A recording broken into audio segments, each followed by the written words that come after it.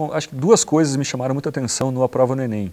Uma delas é a facilidade do curso, né? E o custo também. Muita gente acredita que para ter uma boa nota no Enem, para entrar numa boa universidade, você precisa fazer um cursinho e pagar muito caro num cursinho, mas aí a gente tem um material riquíssimo que está disponível para as pessoas por um preço muito menor na internet, e isso ajuda a popularizar demais o conhecimento, né? E além disso, o fato de ser um conteúdo interdisciplinar e de querer misturar os conteúdos vai muito na linha do Enem, né? Essa ideia de habilidades e competências e fazer os alunos interpretarem os textos, entenderem o que a pessoa está dizendo e questionarem também, né? Eu acho que já se foi o tempo em que você tinha que decorar muitas coisas e quem decorava melhor ia melhor no Enem. Hoje em dia, quem consegue interpretar e analisar melhor as questões vai melhor na prova.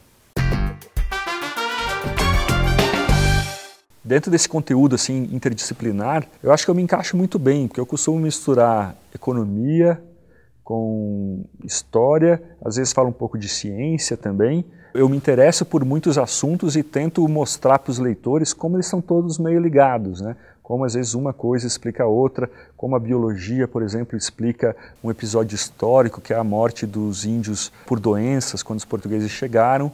E eu fico muito feliz de saber que o A Prova no Enem, ele incentiva essa mistura, né?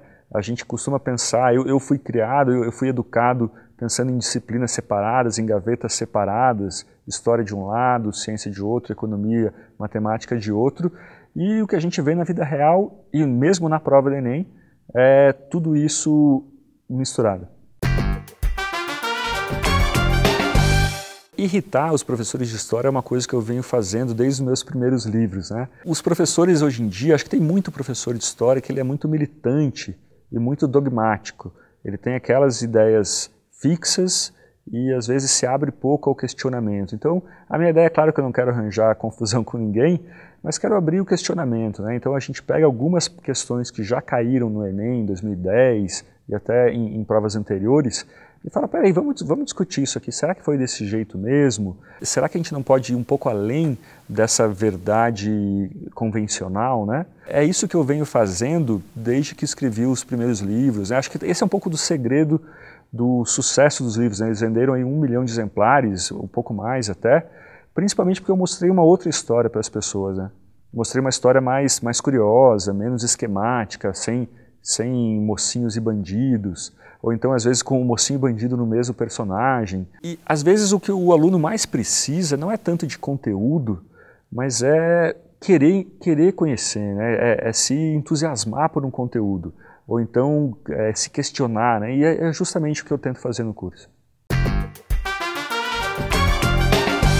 Bom, eu sou jornalista, me formei na Federal do Paraná, fui trabalhar na Abril, assim que me formei em São Paulo. Trabalhei muito tempo com revista, né, na Super Interessante, na Veja, e numa revista de história, chamada Aventuras na História. E lá a gente sempre tentava mostrar uma história que ou era diferente ou que ia além do que os livros contassem, né? Quer dizer, se a gente fosse fazer uma reportagem de história, sobre a história do Brasil, história do mundo, igual a um livro didático, não ia ter sucesso nenhum.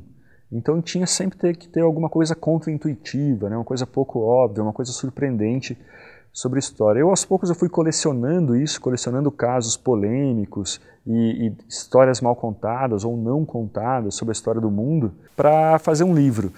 Deu muito certo, né? O livro O Guia Politicamente Incorreto da História do Brasil vendeu muito, ainda tá aí nas bancas, ficou muito tempo na lista dos mais vendidos, talvez por isso, né? Porque ele mostrou uma história diferente daquela que a gente está acostumado a repetir, aquela história que sempre tem um opressor de um lado poderoso e um oprimido vítima do outro, né? Às vezes isso tudo é muito mais embaralhado, mais rico e mais complexo, né, do que a gente imagina. O meu último livro, depois eu fiz vários guias politicamente incorretos, se chama Escravos.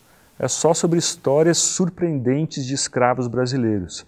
Então tem, por exemplo, um homem que comprou a própria alforria, um escravo, que depois de conseguir a liberdade voltou para a África e virou traficante de escravos.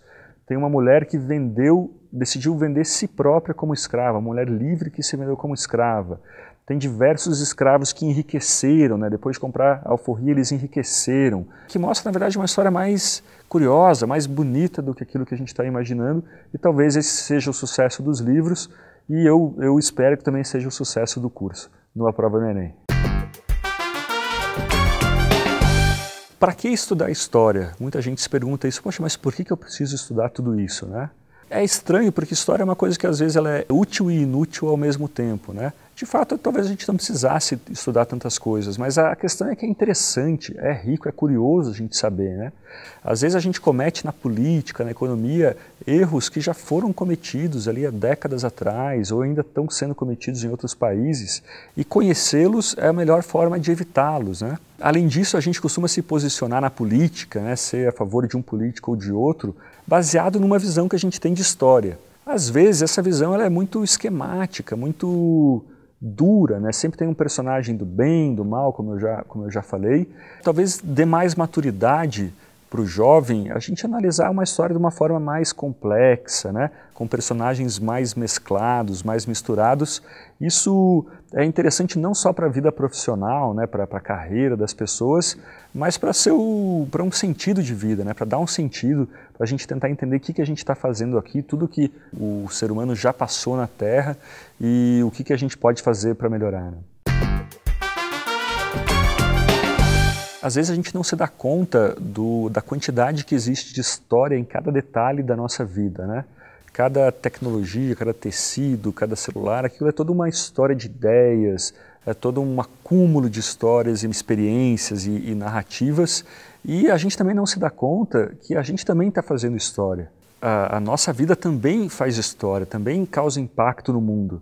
E às vezes um impacto muito grande, né? Uma ideia original que uma pessoa tem, um pequeno mecanismo que alguém produz por uma tecnologia, às vezes causa uma mudança social enorme, ou às vezes um discurso, uma ideia política. A gente não tem ideia de quanto essa história que a gente faz hoje em dia tem importância.